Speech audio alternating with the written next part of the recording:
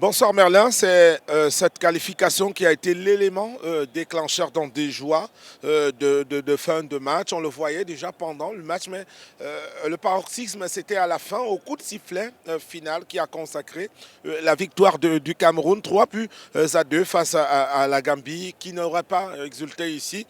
Cela est venu parfois des gradins. Ce public qui n'arrivait plus à se retenir et qui sautait, celui en fait qui était associé à la cause du Cameroun. Il n'était pas le plus représentatif dans les gradins, mais à la faveur du coup de sifflet final, ils ont pu donner de la voix chacun des foyers de Camerounais qui se trouvaient dans cette tribune, qu'il s'agisse du personnel de la Fédération camerounaise de football, qu'il s'agisse des quelques charters de supporters arrivés ici, que ce soit les fanatiques de football. Certains sont peut-être ivoiriens, puisque une partie du stade était davantage liée derrière la cause de l'adversaire du Cameroun, la Gambie. Tous les ressortissants des pays d'Afrique de l'Ouest sont restés solidaires envers la Gambie pour la soutenir un pays de leur sous-région. C'est tout à fait légitime. Mais le reste était derrière les lions indomptables. Eux-mêmes, ils étaient les premiers à exulter. Ils couraient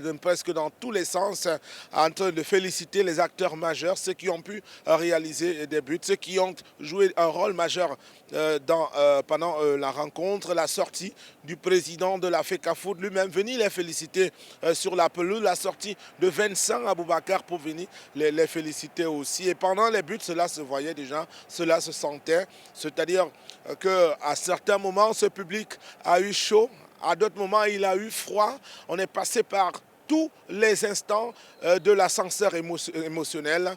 On a atteint le paroxysme à certains moments, attendant cette petite délivrance, un grand suspense qui a pu donc expliquer que les gens soient quasiment en pleine extase, la joie extrême donc au bout de cette qualification.